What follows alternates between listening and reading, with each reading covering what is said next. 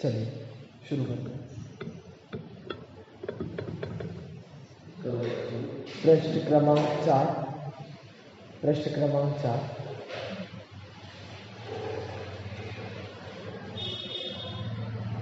जम जस जम्मिदेसे जैन विहारेण जम्मिकालम्मे णादं जिणेणेदं जन्मं वा अहवमरणं वा तं तस्य तम्मिदेशे तेन विहारेण तम्मिकालम्मे को सत्कदिवारेदं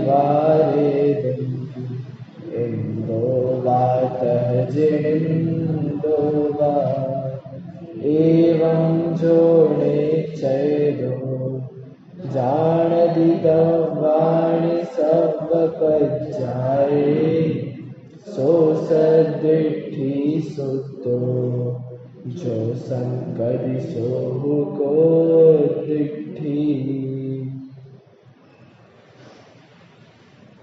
कल चर्चा करी थी क्रमबद्ध पर्याय को सिद्ध करने के लिए सर्वज्ञता ही सबसे प्रबल हेतु है।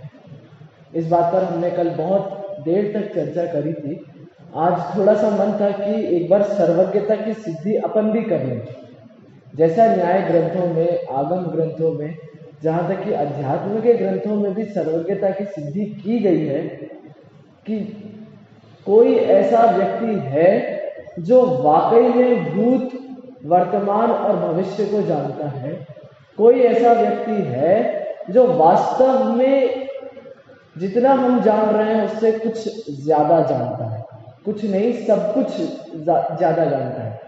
तो आज थोड़ा मन था कि हम उसकी चर्चा भी कर लें। बस सर्वज्ञ की सिद्धि हो जाएगी तो हमारा भी सर्वज्ञ पर जो श्रद्धान है वो और दृढ़ हो जाएगा।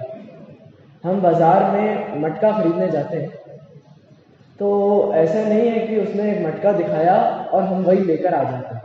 उसको 4 जगह से ठोक बजाकर देखकर लाते हैं।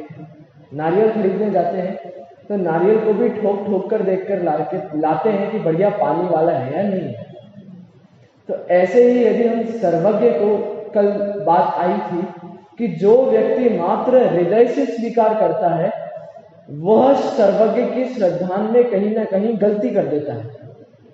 तो हम क्यों ना इस सर्वज्ञ की सिद्धि को बुद्धि पूर्वक अर्थात युक्ति और तर्कों से सिद्ध करें, जिससे यह सर्वज्ञ के प्रति जो हमारा श्रद्धान है वह और भी दृढ़ हो जाए।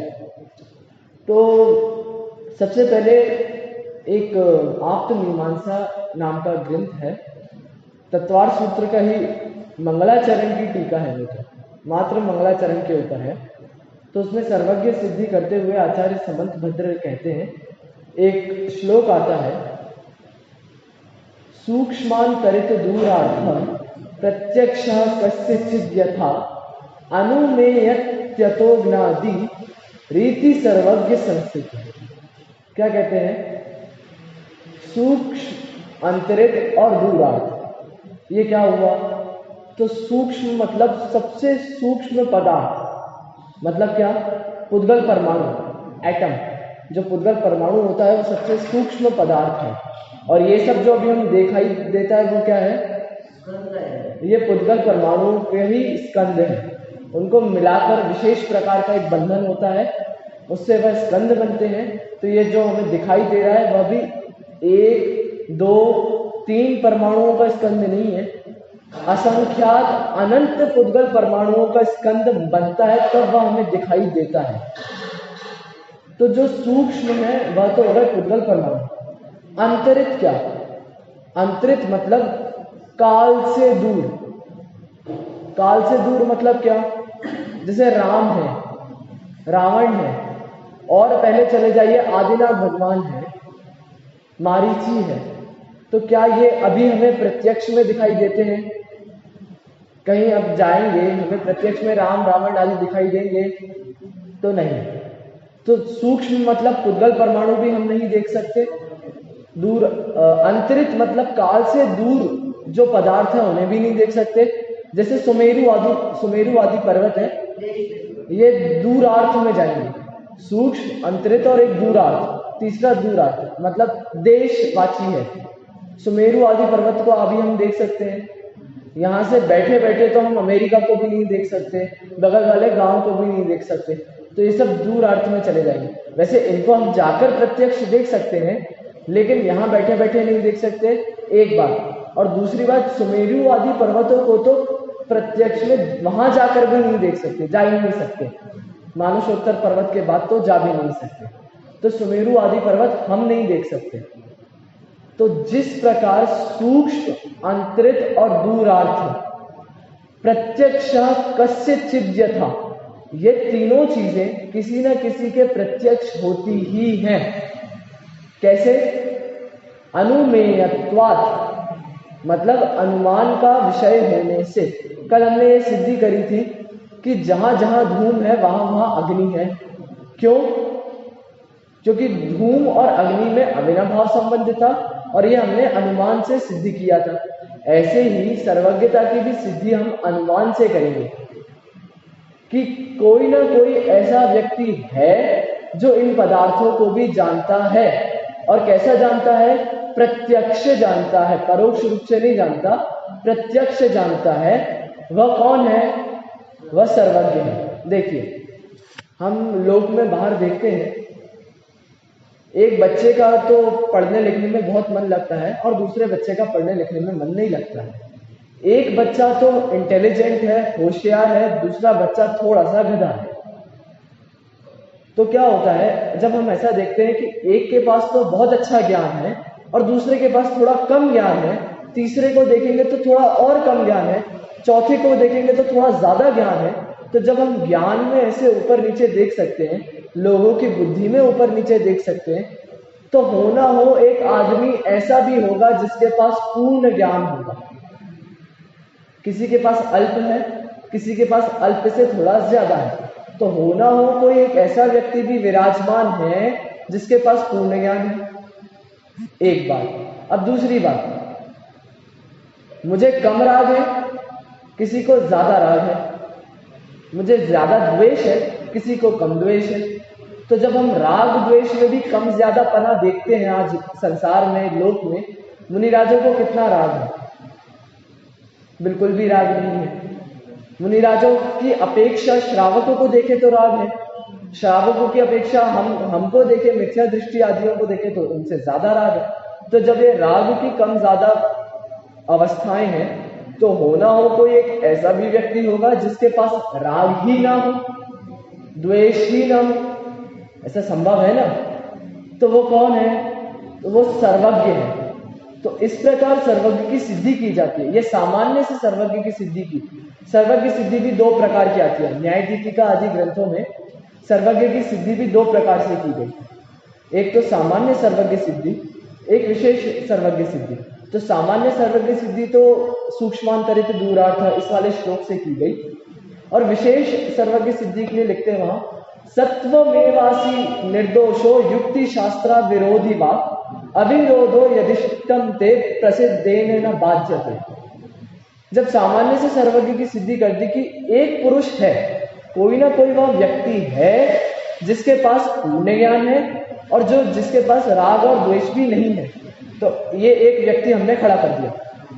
अब वह व्यक्ति अरहंत परमात्मा ही है, अन्य कोई देव देवी नहीं है। ये आती है विशेष सर्वज्ञ सिद्धि। तो वहां कहते हैं कि ये जो व्यक्ति है वह वीतरागी है, सर्वज्ञ है, और यह अरिहंत है, अन्य कपिलादिशु नहीं। कपिलादिशु मतलब अन्य देवी देवताएं, कुदेव आदि। तो ये हो गई विशेष सर्वज्ञ सिद्धि। एक द्रव्य संग्रह में भी बहुत बढ़िया सर्वज्ञ सिद्धि करी।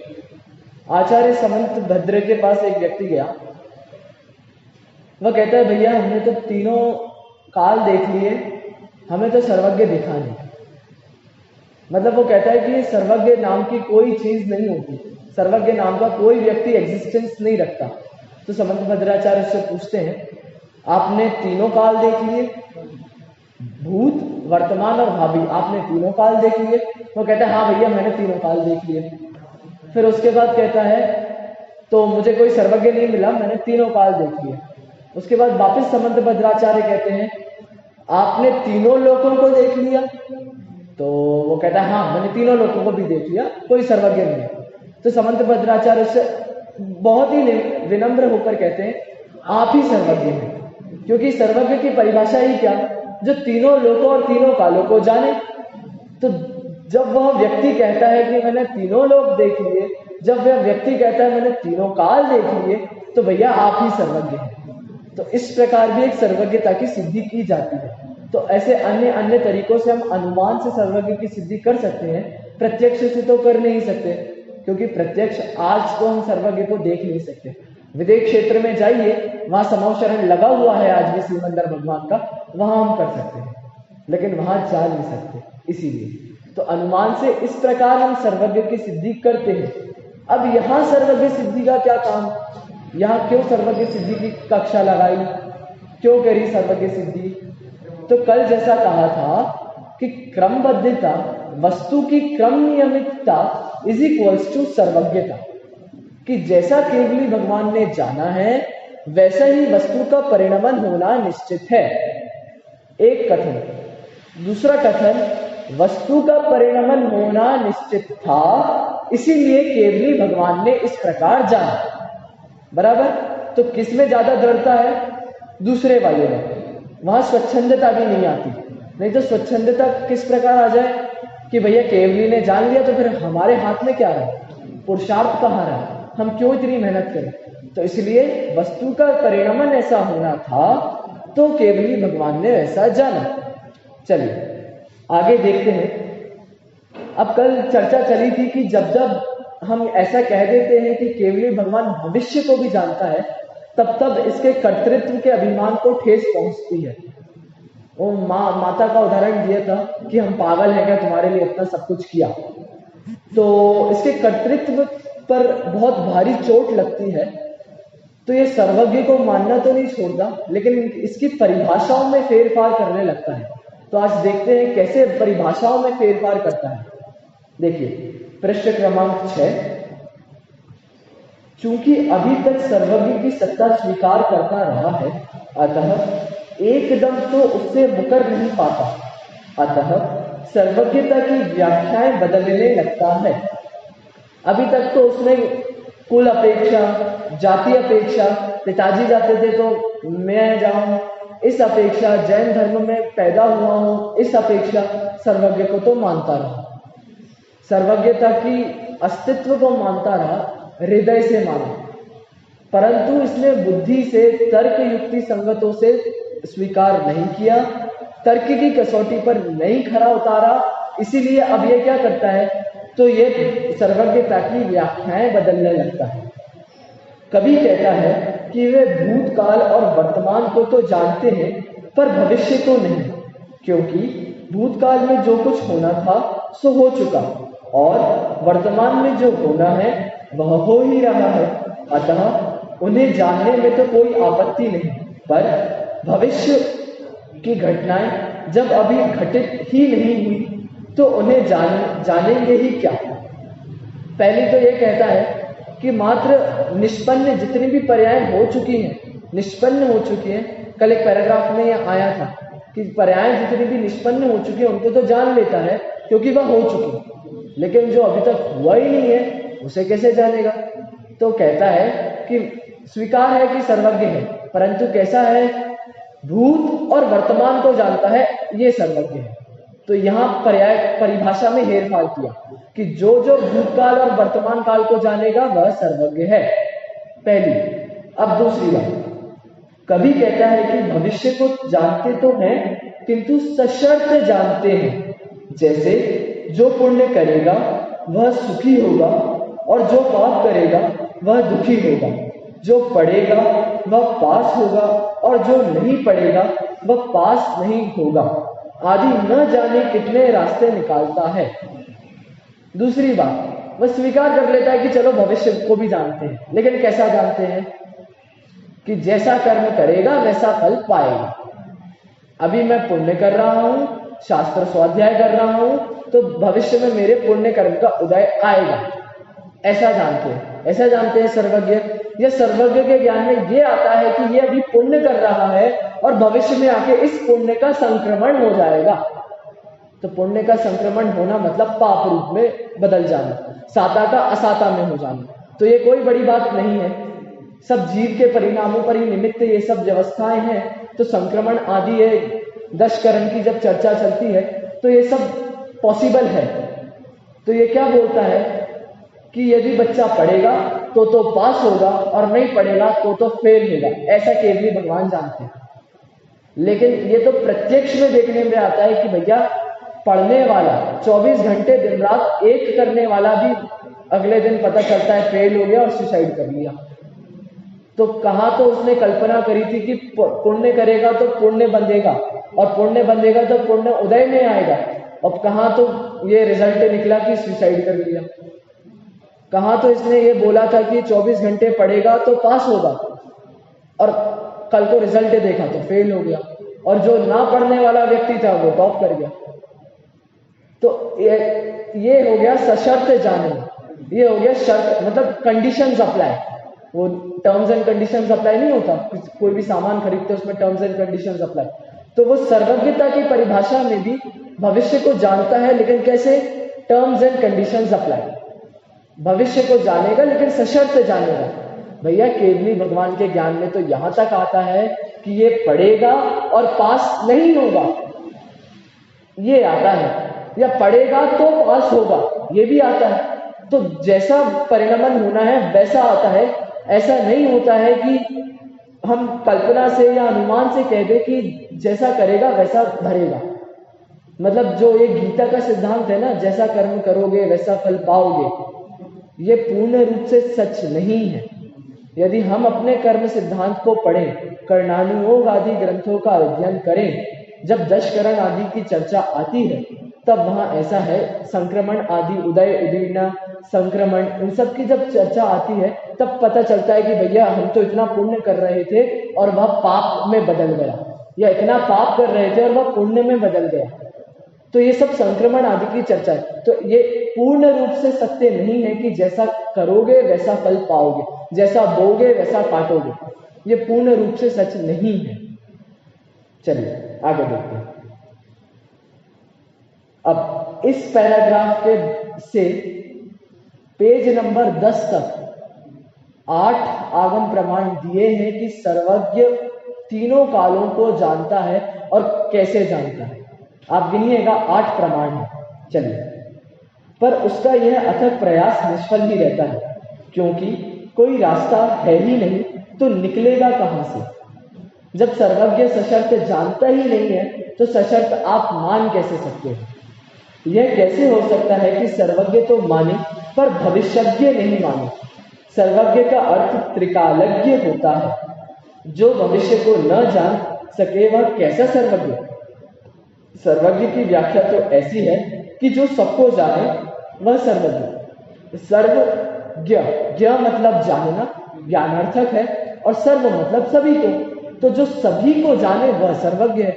ऐसा तो नहीं है कि भविष्य को कुछ अंश में जाने, मतलब शर्त सहित जाने, ऐसा भी नहीं है, क्योंकि सभी को जाने कहा है, ऐसा नहीं कहा कि कुछ हिस्से को जाने, वह सर्वज्ञ। सो इसीलिए सर्वज्ञ की व्याख्या तो ऐसी है कि जो सबको जाने सो सर्वज्ञ। कहा भी है, पहला प्रमाण तत्वार्थ सूत्र अध्याय 1 सूत्र 29, सर्व द्रव्य पर्यायेषु केवलस्य। केवल ज्ञान का विषय तो समस्त द्रव्य और उनकी 3 काल संबंधी समस्त पर्याय हैं। इसी की आगे टीका करते हुए सर्वार्थ सिद्धि में भी आचार्य पूज्यपाद कहते हैं, देखिए, जो कुछ हो चुका है, हो रहा है, जो कुछ हो चुका है मतलब भूतकाल, हो रहा है मतलब वर्तमान काल, और भविष्य में होने वाला है। सर्वज्ञ भगवान के ज्ञान में तो वह सब वर्तमान वत स्पष्ट झलकता है। सर्वज्ञता हो गई दर्पण, और पदार्थ झलकने वाला हो गया, मतलब भूत भविष्य वर्तमान, ये झलकने वाली पर्याय हो गई पदार्थ। तो दर्पण के सामने पदार्थ कैसा झलकता है? स्पष्ट झलकता है। आचार्य समंत भद्र ने भी कहा है, यद विद्या दर्पणायते केवली भगवान का केवल ज्ञान कैसा है? दर्पण के समान स्पष्ट जानने वाला है, स्पष्ट प्रतिभासित होता है। देखिए, उसी की उक्त सूत्र की व्याख्या करते हुए आचार्य पूज्यपाद लिखते हैं, उनके सर्वार्थ सिद्धि जो टीका है तत्वार्थ सूत्र की, उसी में आचार्य इस सूत्र की व्याख्या करते हैं। तेषाम पर्यायाश्च त्रिकाल भुवम प्रत्येकम अनंतास्तेषु द्रव्यम पर्याय जातम वा न किंचित केवल ज्ञानस्य विषय भाव मतिक्रांतम अस्ति अपरिमित महात्म्य हि तदिति ज्ञापनार्थम सर्वद्रव्य पर्यायेषु इत्युच्यते।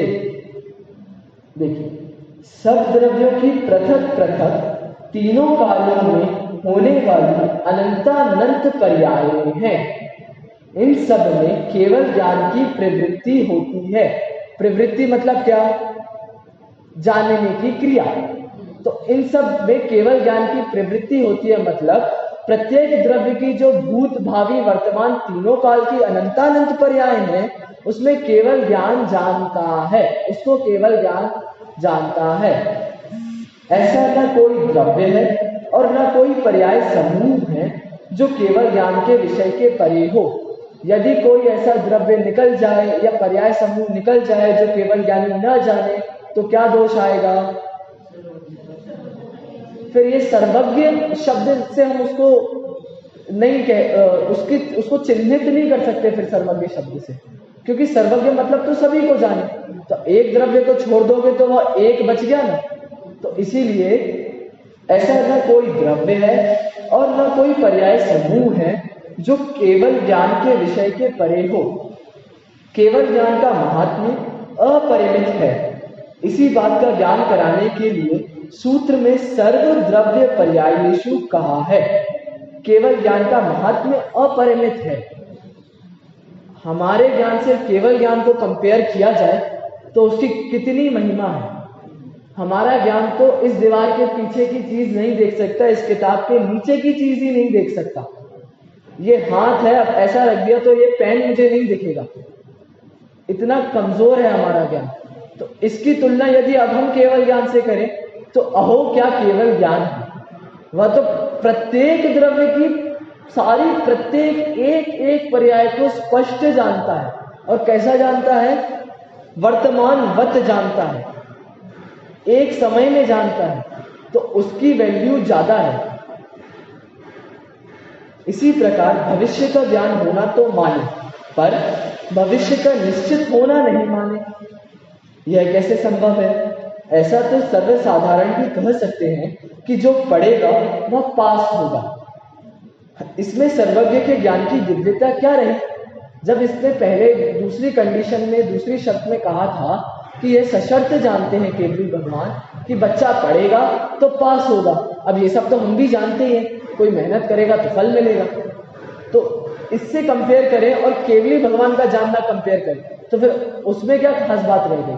जब केवली भगवान भी यदि यही स्टेटमेंट देता है कि यदि बच्चे ने पढ़ा तो पास होगा, यदि पढ़ा तो, यदि और तो की भाषा, यदि गया तो मिलेगा, यदि सोया तो खोएगा, जो सोता है वह खोता है, तो यदि सोया तो खोएगा। तो यदि और तो की जो भाषा है वह हम छद्मस्तों की भाषा है, और ऐसा करेगा तो ऐसा ही होगा, ऐसा और ही की भाषा ये सर्वज्ञ की भाषा है। तो यदि सर्वज्ञ भी यदि और तो की भाषा का प्रयोग करने लगे तो उसमें और इसमें, सर्वज्ञ भगवान के ज्ञान में और हमारे ज्ञान में क्या फर्क रह गया? तो कुछ नहीं रह गया। तो इसीलिए सर्वज्ञ सशर्त नहीं जानता, वह निश्चित जानता है कि ऐसा होना है तो होकर रहेगा। देखिए अगला प्रमाण आचार्य कुंद कुंद कहते हैं, ये प्रवचन सार की गाथा 39 यदि पच्चख मजादम पज्जायं बलयदं पराणस्स णमवदिवातं प्राणं दिव्यं के करुणेति। इसमें कहते हैं वह केवल ज्ञान दिव्य है। देखिए यदि पच्चक मजागम, पच्चक मतलब क्या? प्रत्यक्ष, और अजागम मतलब क्या? उत्पन्न होना। तो जो पर्याय प्रत्यक्ष में उत्पन्न होकर विलय को प्राप्त होती है, मतलब उत्पाद व्यय द्रव्य सहित ऐसी जो पर्याय हैं या भूत और वर्तमान रूपी पर्याय हैं, देखिए अर्थ पढ़िए, यदि अनुत्पन्न अर्थात भविष्य की और विनष्ट अर्थात भूत की पर्याय सर्वज्ञ के ज्ञान में प्रत्यक्ष न हो तो उस ज्ञान को दिव्य कौन कहेगा? दिव्य कौन कहेगा मतलब यदि केवली भगवान भी हमारी तरह जानने लगे तो फिर केवली भगवान और हमें फर्क क्या रह गया? फिर हम क्यों पूजे उन्हें? एक पूज्यता का आधार सर्वज्ञता भी तो है, वीतरागता, सर्वज्ञता और हितोपदेशिता सच्चे देव के लक्षण। तो एक बीच वाला लक्षण जो सर्वज्ञता है उस वह भी तो पूज्यता का आधार है। तो यदि अब वह सर्वज्ञता नहीं रही तो हम छद्मस्तों का ज्ञान, छायोपशमिक ज्ञान और वहां छायिक ज्ञान, तो क्या फर्क रह गया फिर इसमें? तो इसलिए जो पर्याय अनिष्पन्न है मतलब जो अभी तक हुई नहीं है, और जो निष्पन्न है मतलब जो हो चुकी है, यदि केवली भगवान इन दोनों पर्यायों को नहीं जानेगा तो उसका ज्ञान दिव्य ज्ञान कैसे रहा? पीछे पलटिए पेज नंबर 5 पर यहां लिखा, पंडित जयचंद्री छाबड़ा ने केवल ज्ञान को क्या कहा? देखिए, देख के बताइए क्या कहा। सदाशिवदास जी ने, देखिए बहुरी सम्यक दृष्टि वाले पैराग्राफ में सदाशिवदास जी ने केवल ज्ञान को क्या कहा, क्या उपमा दी? बराबर। देखिए, जिनेंद्र भगवान दिव्य ज्ञान करी जानिया है, वहां भी उपमा दी दिव्य ज्ञान की। तो यह ज्ञान दिव्य क्यों है? क्योंकि यह निष्पन्न और अनिष्पन्न दोनों पर्यायों को जानता है, मतलब भूत और भावी दोनों को जानता है, इसीलिए यह ज्ञान दिव्य है। देखिए अब अगला काम, यहां पर एक प्रश्न उपस्थित किया धबला पुस्तक 6 में। इसी बात को इस प्रकार व्यक्त किया है, इसका हिंदी पढ़ते हैं। प्रश्न, जो पदार्थ नष्ट हो चुके हैं और जो पदार्थ अभी उत्पन्न नहीं हुए हैं उनका केवल ज्ञान से ज्ञान हो सकता है, कैसे हो सकता है? फिर तो ऐसा कहने पे हो जाएगा कि पदार्थ पर आधारित ज्ञान है। देखिए उत्तर, नहीं, क्योंकि केवल ज्ञान सहाय निरपेक्ष होने से बाह्य पदार्थों की अपेक्षा के बिना उनके अर्थात विनष्ट और अनुत्पन्न के ज्ञान की उत्पत्ति में कोई विरोध नहीं है। यहाँ बौद्धों का प्रसंग खड़ा करते हैं पहले प्रश्न में कि यदि आप बोलते हो कि पदार्थ, केवली भगवान अनिष्पन्न पदार्थों को और जो हो चुके हैं उन्हें कैसे जानता है, कि जब पदार्थ ही नहीं है तो जानेगा कैसे? ऐसा बौद्ध मानते हैं कि पदार्थ होगा तभी ज्ञान होगा। तो हम तब भी उनसे कहते हैं कि भैया कोई, इसमें भी आगे एक उदाहरण बहुत बढ़िया आएगा कि एक प्रेमी व्यक्ति है, नई नई शादी हुई है, तो उसे कारागार, उसे जेल में बंद कर दो। अब जेल कैसी है कि चारों तरफ से अंधेरा है, उसकी आंखों पर पट्टी भी बंधी है, बिल्कुल इतना अंधेरा है, इतना सघन अंधेरा है कि सुई की नोक के बराबर भी उजाला नहीं है, और उसकी आंखों पर पट्टी और बंधी है। अब बताइए, और नई नई शादी हुई थी, पत्नी से भी बहुत प्रेम करता है। अब मुझे बताइए, उस व्यक्ति, उस प्रेमी के सामने उसकी प्रेमिका का चित्र आएगा या नहीं आएगा? आएगा। पदार्थ नहीं है फिर भी ज्ञान हुआ। तो इस बात को हम बौद्धों के सामने रखते हैं कि भैया पदार्थ नहीं है तो भी ज्ञान होता है। और परीक्षा मुख के दूसरे अध्याय में एक और उदाहरण दिया मच्छरों का, केशोंडुक ज्ञानवत नक्तंचर, वो भी कहा कि पदार्थ है फिर भी ज्ञान नहीं होता। तो यहां भी कहा कि भैया यदि केवली भगवान भूत को जाने, मतलब जो पदार्थ जा चुके हैं उन्हें कैसे जान सकता है क्योंकि पदार्थ ही नहीं है, और जो पदार्थ आए नहीं है उन्हें भी कैसे जान सकता है क्योंकि पदार्थ आए नहीं है। तो हम वहां कहते हैं केवल ज्ञान कैसा है? सहाय निरपेक्ष ज्ञान है। एक तो दिव्य ज्ञान है, दूसरा सहाय निरपेक्ष ज्ञान है। सहाय मतलब क्या? सहारा लेना, और निरपेक्ष मतलब क्या? नहीं लेना, किसी की अपेक्षा नहीं रखना, तो वह पदार्थों की अपेक्षा रखे बिना उनका ज्ञान करता है। इसीलिए जो विनष्ट और अनुत्पन्न पर्याय हैं उनका भी ज्ञान केवल ज्ञान करता है। इससे यह सिद्ध हुआ। ये तो हो गया तबला का उदाहरण। अब दूसरा है तीसरा देखिए, आचार्य अमृतचंद्र ने सर्वज्ञ द्वारा समस्त ज्ञेयों को एक क्षण में संपूर्ण गुण और पर्यायों सहित अत्यंत स्पष्ट रूप से प्रत्यक्ष जानने की चर्चा इस प्रकार की है। आचार्य अमृतचंद्र ने बहुत खूबसूरत शब्दों का प्रयोग किया। यहाँ देखिए, हिंदी देखते हैं। ये है प्रवचन सार गाथा 200 की तत्व प्रदीपिका टीका।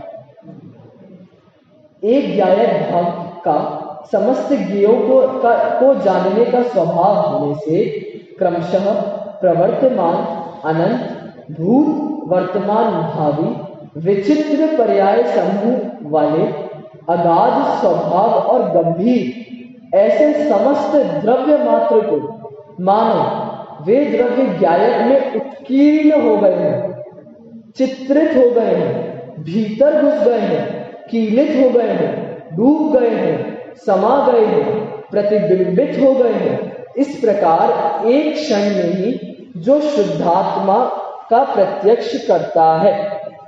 यहां इतने सुंदर शब्दों का प्रयोग किया कि केवल ज्ञान में ये पदार्थ कैसा प्रतिबिंबित होता है, तो इतने सारे विशेषण दिए, उसमें उत्कीर्ण हो गए हैं। दीवार पर बहुत ही जगहों पर दीवारों पर गाथाएं आदि उसकी मंदिर की दीवारों पर लिखा दी जाती है, या सोने और ताम्र पत्र आदि पर भी वो लिखा जाता है। तो वो कैसा होता है, मिट नहीं सकता, कभी अमिट हो जाता है। तो वो उत्कीर्ण हो गए हैं, चित्रित हो गए हैं बिल्कुल। जब वहां कहा विचित्र पर्यायों का समूह है, विचित्र मतलब क्या, भिन्न भिन्न, विभिन्न प्रकार के। तो चित्रित हो गए हो मतलब जैसा आर्टिस्ट होता है वो अपनी पेंटिंग को कैसे बढ़िया प्रकार से रंग भर के उसको सजा के रखता है, तो वैसे ही केवल भगवान के ज्ञान में ये द्रव्य पर्याय चित्रित हो गई हैं, आगे भीतर घुस गई हैं। मतलब ऐसा नहीं है कि कुछ बाहर छूट गई हो, कुछ चली गई हो, संपूर्ण रूप से भीतर घुस गई। इतने दृढ़ शब्दों का प्रयोग किया। कीलित हो गई है, कील से ठोक दिया गया हो केवल ज्ञान में सारी पर्यायों को।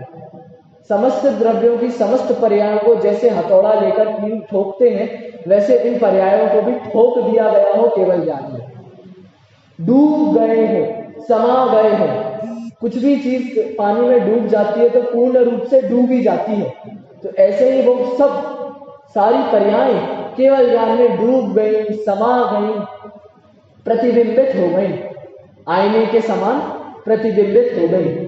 इस प्रकार एक क्षण में ही जो शुद्धात्मा प्रत्यक्ष करता है, वहां क्या लिया, शुद्धात्मा प्रत्यक्ष करता है अपने ज्ञान स्वभाव के आलम्बन से। जो प्रत्यक्ष ज्ञान की पर्यायें प्रकट हो रही हैं, मतलब वो बात चलती है ना कि पदार्थ ज्ञान में नहीं आता, उसका रिफ्लेक्शन आता है वो ज्ञान पर्याय में। तो वही बात है कि प्रत्यक्ष करता है, परोक्ष रूप से नहीं जानकर प्रत्यक्ष रूप से वो अपनी ज्ञान पर्याय को जानते हैं। आगे देखिए, और भी देखिए। अब यहां कहते हैं प्रवचन सार की ही गाथा 47, उसकी तत्व प्रदीपिका टीका आचार्य अमृतचंद्र। अलम अथ वाति विस्तरेण। अब बस हो जाओ विस्तार से, मुझे और विस्तार की जरूरत नहीं है। आचार्य अमृतचंद्र कहते हैं मेरी बुद्धि, बस मेरी बुद्धि को इससे ज्यादा विस्तार की आवश्यकता नहीं है। क्यों नहीं है, जिसका अनिवार्य फैलाव है, ऐसा प्रकाशमान होने से छायिक ज्ञान अवश्य में सर्वदा, सर्वत्र, सर्वथा, सर्व को जानता है। वहां कहते हैं मेरी बुद्धि अब बस हो, मुझे विस्तार की जरूरत नहीं है। इसका मतलब क्या कि जैसा अब केवली भगवान ने जाना है, मुझे उस पर अटूट श्रद्धा हो गई है, तो अब मुझे और ज्ञान का विकास नहीं चाहिए, मुझे अब विषयों का विकास नहीं चाहिए। जितना मैंने जान लिया उतना पर्याप्त है, क्योंकि मुझे क्या विश्वास हो गया कि जिसका अनिवार्य फैलाव है, ऐसा प्रकाशमान होने से छायिक ज्ञान, छायिक ज्ञान का विशेषण है अनिवार्य फैलाव, और प्रकाशमान। सर्वदा, देखिए सर्वदा क्या कहता है, ये कालवाची है, सभी कालों में। सर्वत्र, ये क्या है, क्षेत्रवाची है। सर्वथा मतलब भाववाची, और सर्व मतलब क्या, तो संपूर्ण द्रव्य, द्रव्यवाची। तो किसी भी वस्तु का जब कथन करते हैं तो उसके द्रव्य क्षेत्र काल भाव से करते हैं। तो यहां भी कहा कि अब कोई भी द्रव्य होगा, केवली भगवान ने उस द्रव्य को जाना, उसके क्षेत्र सहित जाना, काल सहित जाना और भाव सहित जाना। देखिए संस्कृत में भी ऊपर लिखा कि सर्वदा सर्वत्र सर्वथा सर्वमेव जानीयात, जानता है। तो अब मुझे मेरी बुद्धि का विस्तार और नहीं चाहिए, अलम, बस अब यहीं रुक जाओ, मुझे और कुछ नहीं चाहिए, क्योंकि मुझे अब सर्वज्ञ भगवान पर श्रद्धा हो गई है। और आगे देखिए, अभी भी थके नहीं है, और आगे देखिए, भगवती आराधना में सर्वज्ञ की त्रिकालज्ञता का स्पष्ट उल्लेख इस प्रकार है। पश्यदि जान दियतयं तेनिव काले सपज्जये संवे तहवालोगमशेषं पश्यदि भैवं विगदमो। क्या कहते हैं, वे अर्थात कौन, सिद्ध परमेश्वर संपूर्ण द्रव्यों व उनके पर्यायों से भरे हुए संपूर्ण जगत को तीनों कालों में जानते हैं, तो भी वे मोह रहित ही रहते हैं। या मोह रहित रहते हैं, इसकी चर्चा तो अलग जाती है, क्योंकि वह वीतरागी है, एक बात। दूसरी बात, उन्हें अपने स्वभाव का अवलंबन है, वह पर पदार्थों की सहाय निरपेक्ष है, तो पर पदार्थों का अवलंबन नहीं है, इसलिए वह मोह रहित वीतरागी रहते हैं जानने के बाद भी। और आगे भी चर्चा आएगी कि जब ये भीतर घुस जाते हैं, कीलित हो जाते हैं, डूब जाते हैं, समा जाते हैं, फिर भी ये इनको प्रभावित नहीं करते। जो बिना प्रभावित होकर सब द्रव्यों को जाने वह सर्वज्ञ है, तो ये प्रभावित क्यों नहीं करते, तो इसके आगे भी थोड़ी सी चर्चा करेंगे। निश्चय और व्यवहार की आगे चर्चा आएगी, उसको भी करेंगे।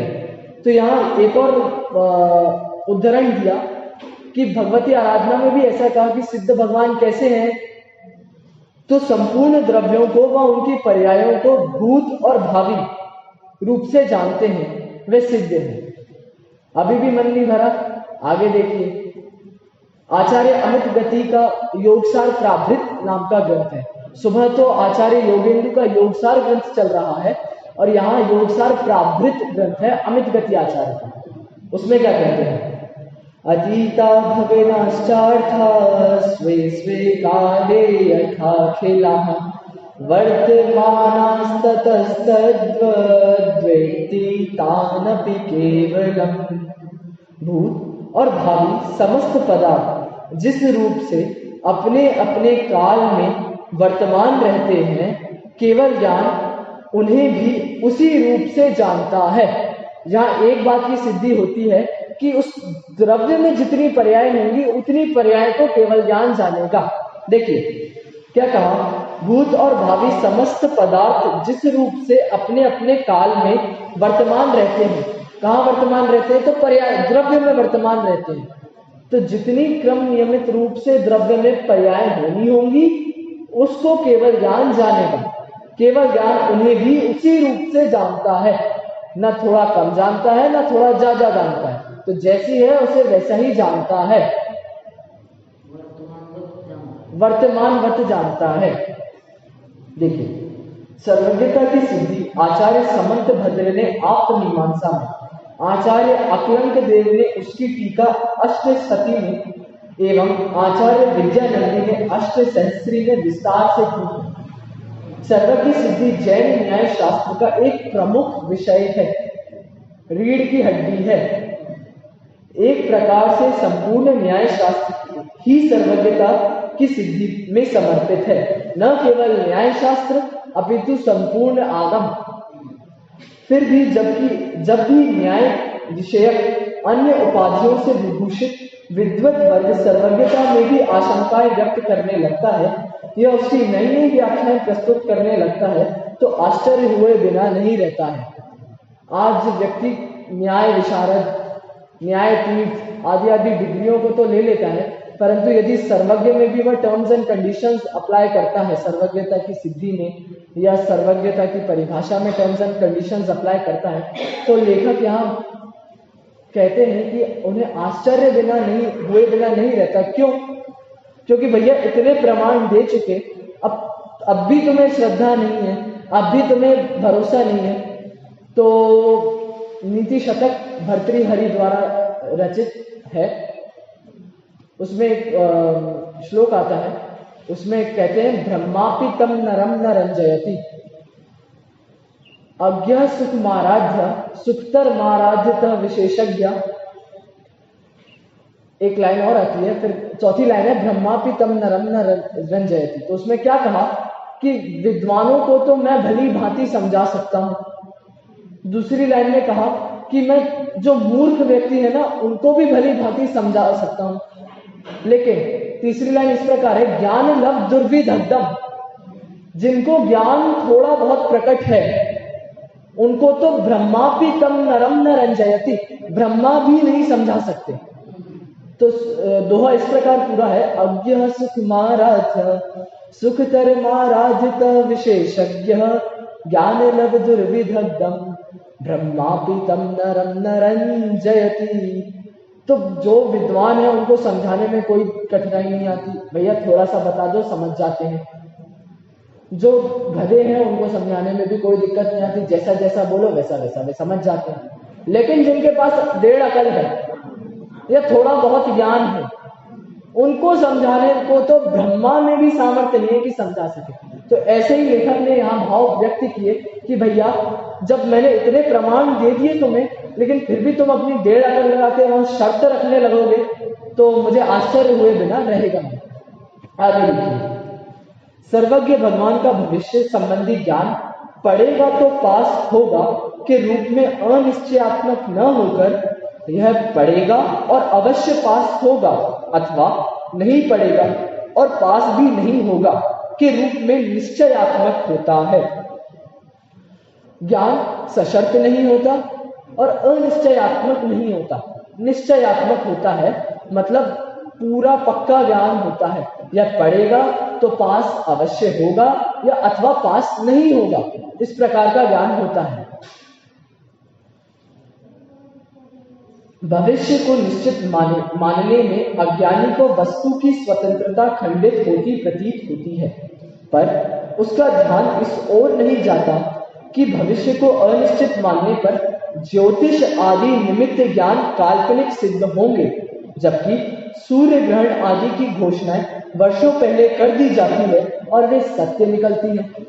अब लेखक ने ग्रंथों से हटकर बाहर के उदाहरण देना शुरू करे। भैया तुम्हें यह नहीं मानना कि भविष्य को जानता है, तो अब कहते हैं कि फिर मुझे बता दो, ज्योतिष ज्ञान जो होता है, व्यक्ति हाथ देकर बता देता है तुम्हारा भविष्य क्या होने वाला है, आज सूर्यास्त कितने बजे होने वाला है, सूर्योदय कितने बजे हुआ, ये सब नक्की आप सुबह गूगल पे देख लेना या न्यूज़पेपर में देख लेना, तो लिखा आ जाता है। कैसे?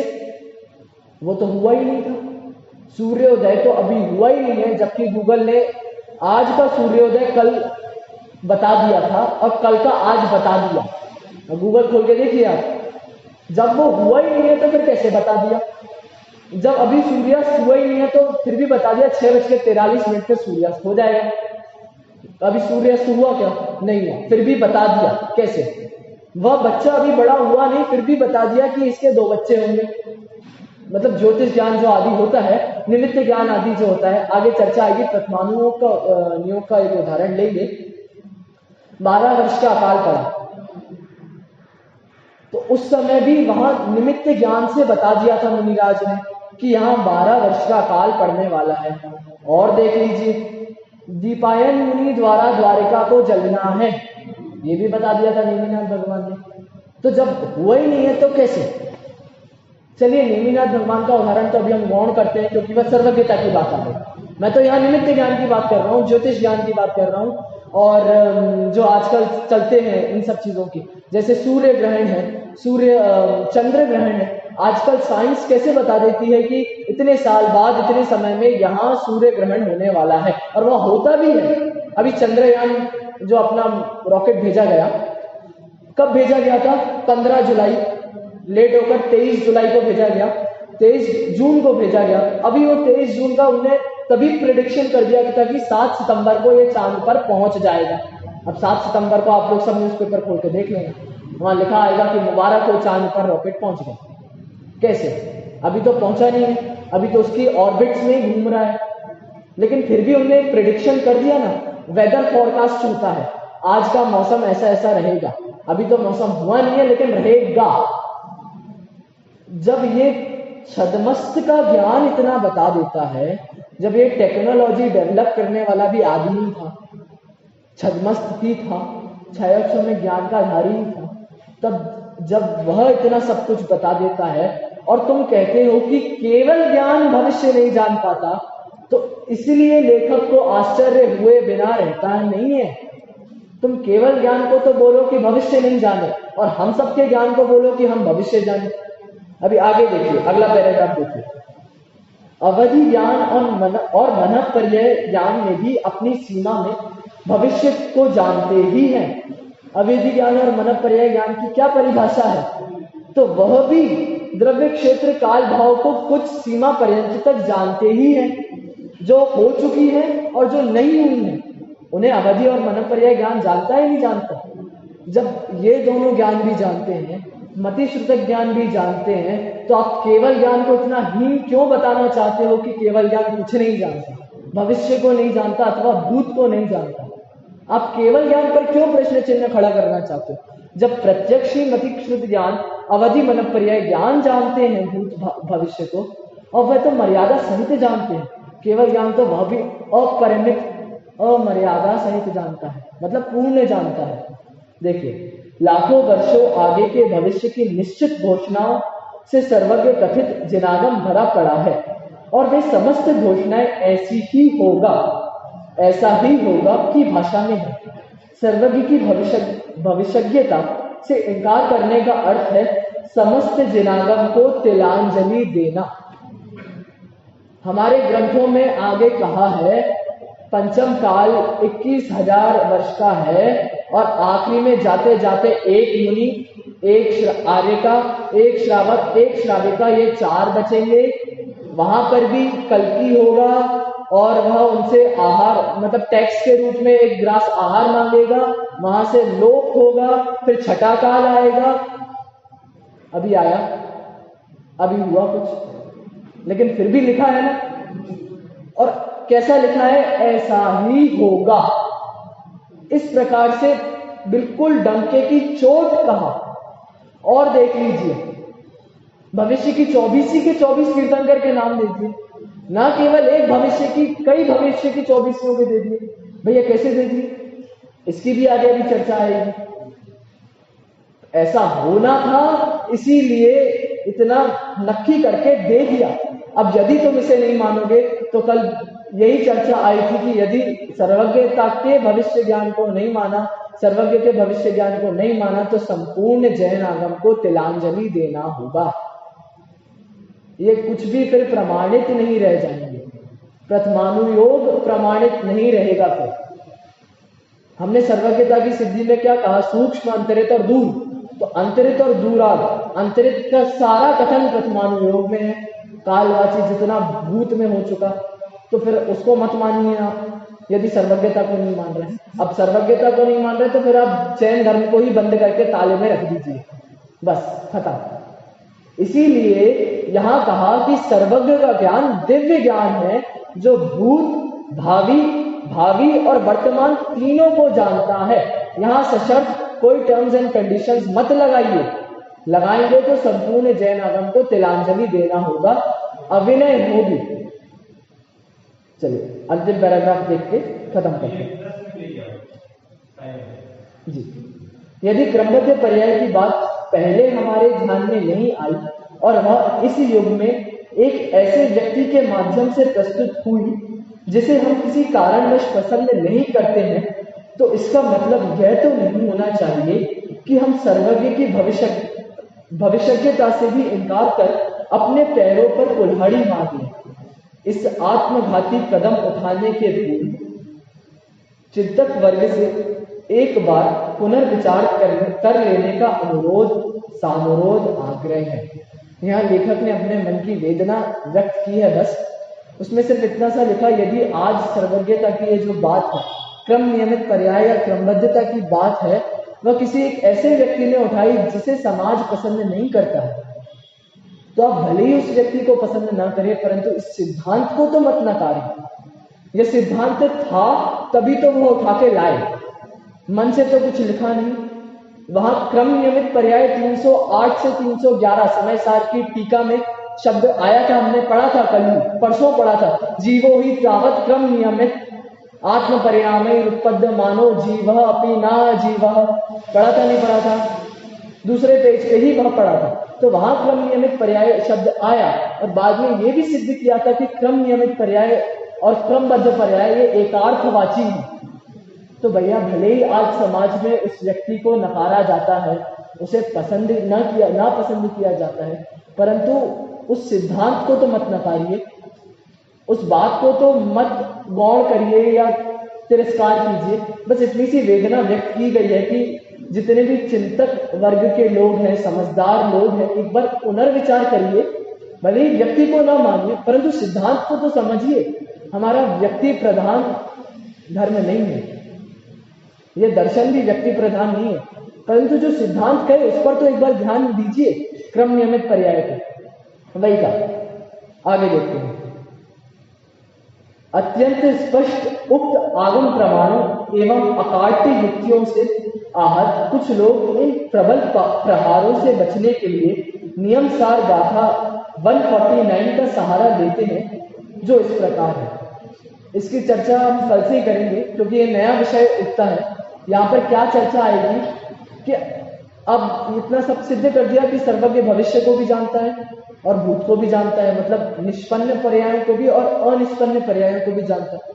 लेकिन व्यक्ति तो देखो व्यक्ति होता है, उसे फिर यह बात गले नहीं उतरती है। तो अब ये अपने ही आगम के आधार उठाकर लाता है और कहता है देखो नियम सार में ये कहा। और एक और उदाहरण देगा परमात्मा प्रकाश का, कि परमात्मा प्रकाश में ऐसा भी कहा है। छोड़ो, समय सार को भी लेकर आएगा और कहेगा समय सार में भी ऐसा कहा है।